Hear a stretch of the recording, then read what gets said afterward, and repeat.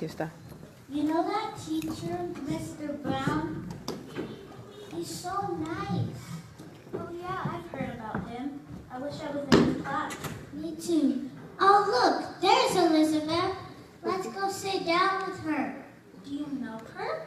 No, but I know she's a straight A student and she dresses so pretty. Let's go sit down with her. Wait, are you sure she'll let us sit with her? Of course. Hi, Elizabeth. Uh-oh. Hi.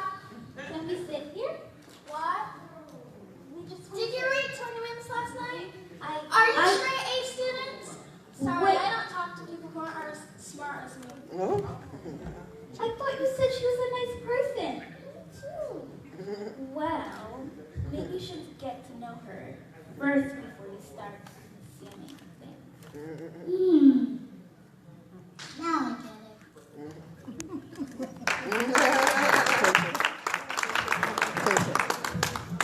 get Toritse. Okay, that's me, right? I'm coming.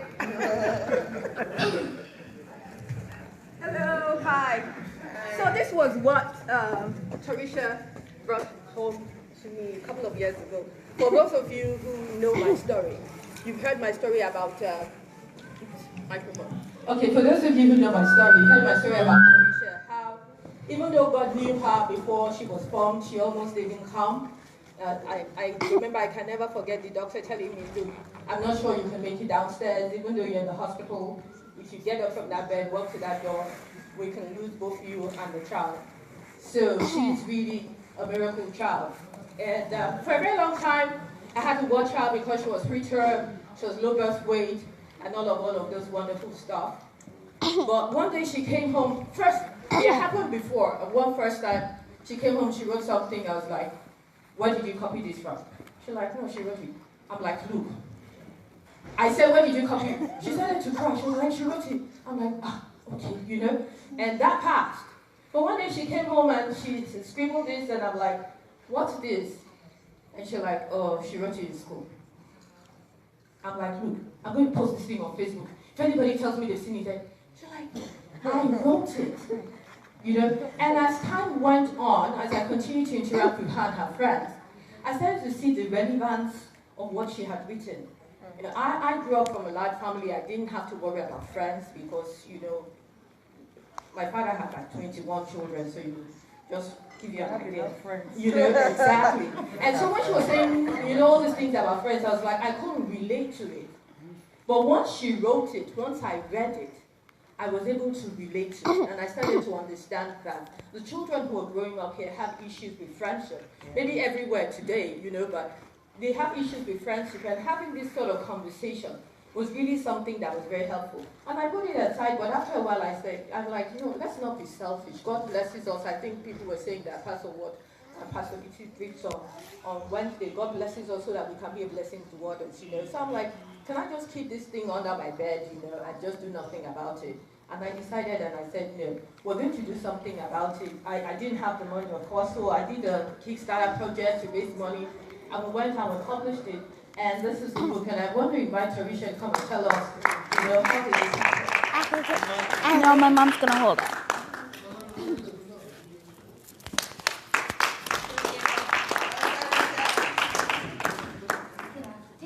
Thank you everybody for coming to my book launch, and thank you Mama for letting me have my book launch here. And about the book, I wrote it when I was in 2nd grade, and my mom was really happy when I brought it home and she started to read it. And it just talks about different things like if someone tells you a secret, if your friend tells you a secret, don't tell it to them. I mean, don't tell someone the secret because they trust you and they're telling you because they trust you, and don't brag about things because people might not have money or money to afford things. And you shouldn't be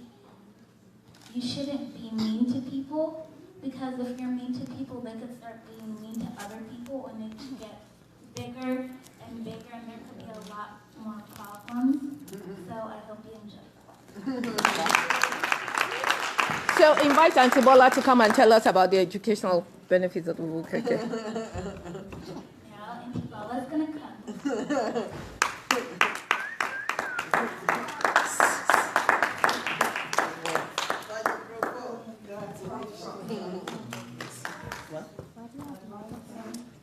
On the increase on him, Jesus.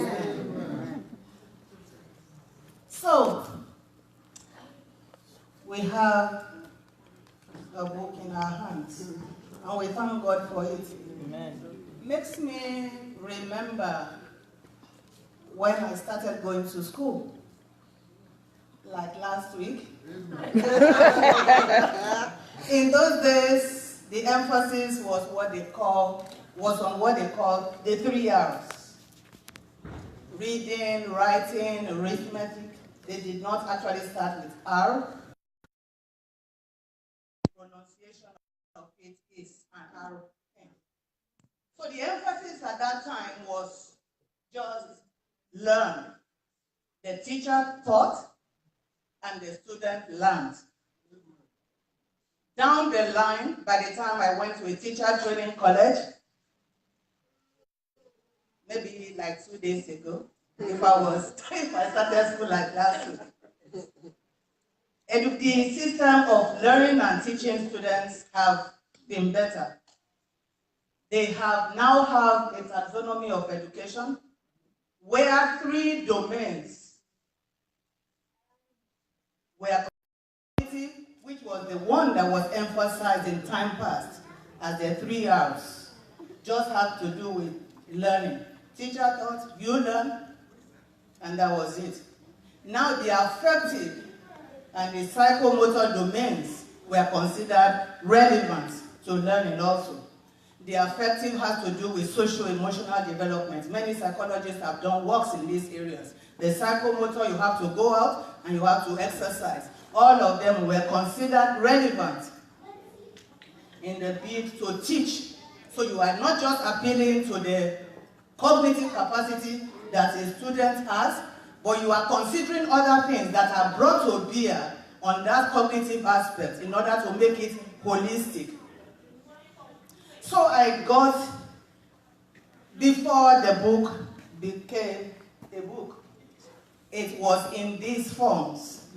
There was a time Dr. Lillian came to church and actually gave a testimony. And on the night or the day when she gave the testimony, I had the privilege of looking through this.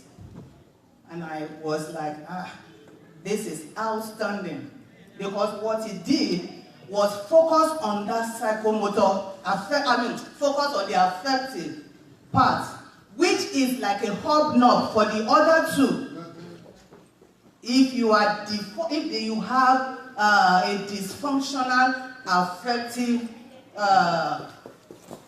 capacity, you will never be able to connect to your abilities, cognitive or psychomotor. Because why? The children that we are talking about,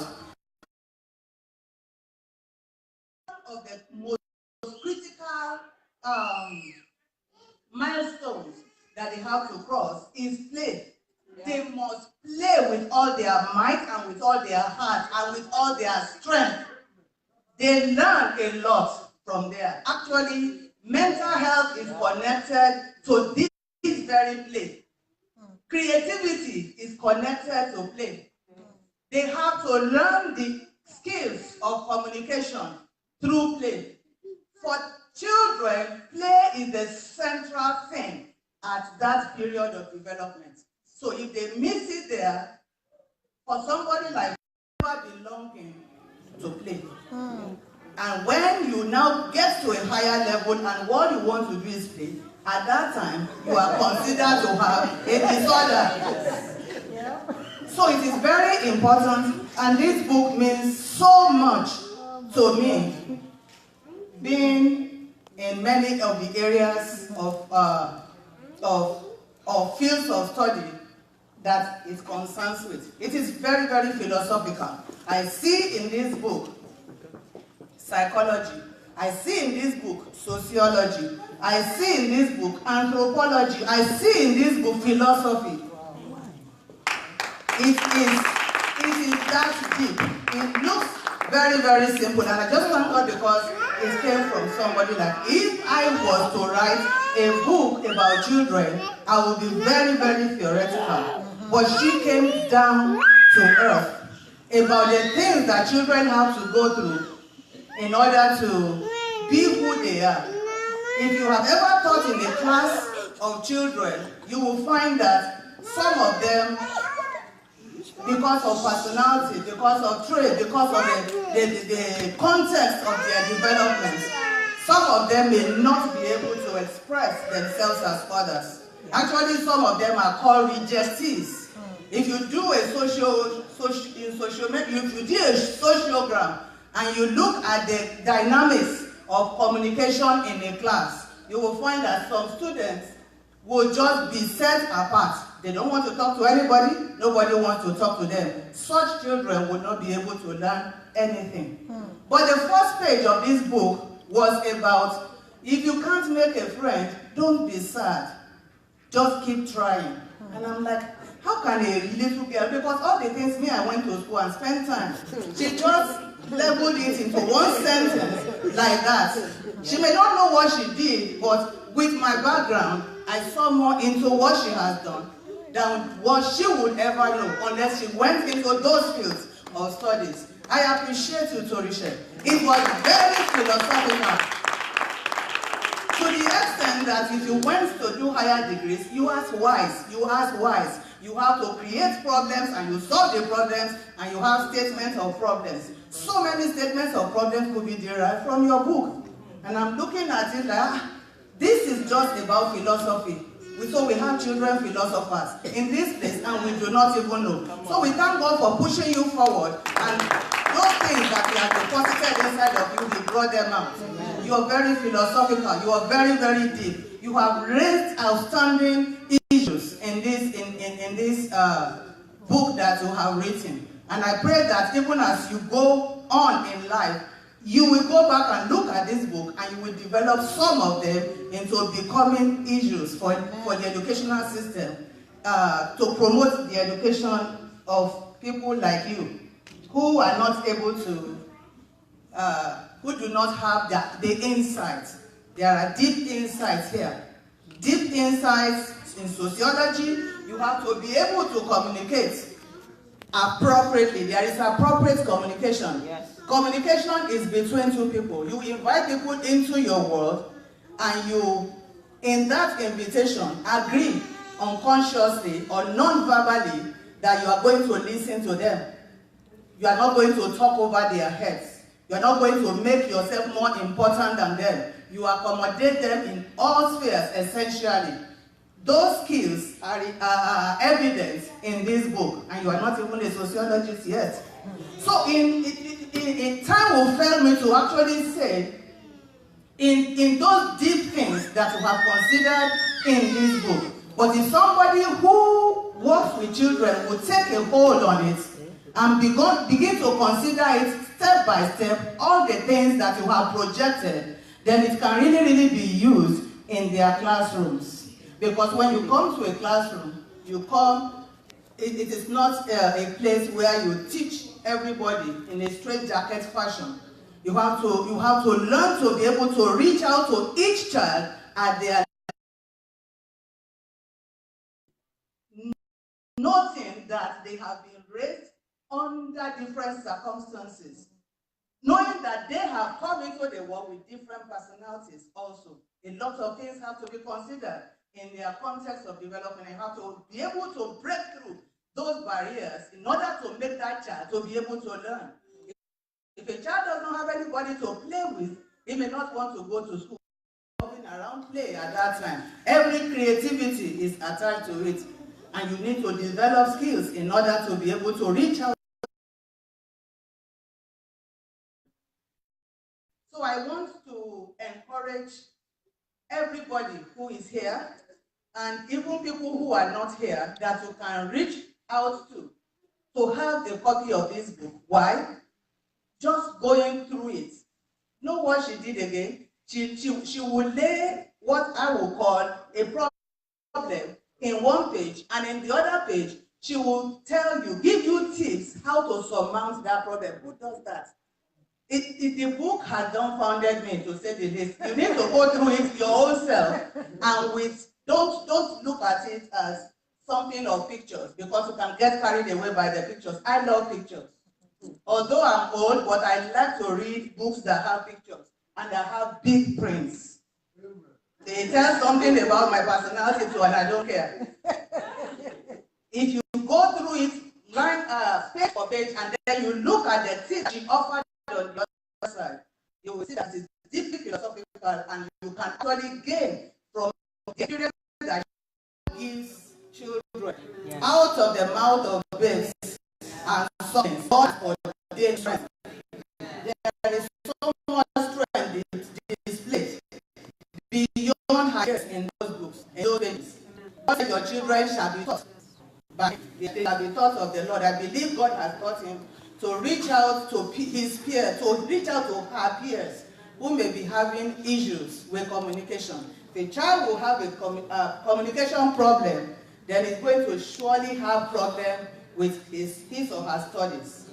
And what do we go to school for except to learn? Learning is not about me teaching and somebody sitting down there and learning. We grow into a gradual independence of the need to study. At their age, that need is not so strong. They have to be encouraged. They have to be given every reason to learn, and that is the way you do that is to make learning as interesting as possible. When I was in a teacher training college, the first thing we learned is to prepare lesson notes. And with the lesson notes, you have to have a lot of audio visuals, because I started at the primary school level, teaching at the primary school level. You have to have a lot of audio visuals in order to attract the attention of the children you are teaching. Those children don't want to teach. What they want to do is associate with their peers and to play. So in order to make them to learn what you are teaching, you have to make your learning very attractive. That book satisfies that need also. And they see children, their peers, doing things in the book. So I just want us to look at the book not as something that Toritse, I know her, she's here. No, we should not read the book at that level, but we should read it as insightful. A lot of insight has been displayed by the book, and it will be to our benefit as parents, to our benefit as teachers, to our benefit as somebody who has a stake in children. Eventually, everybody will have a stake. We're all stakeholders in building children. God will help us in this project. Amen.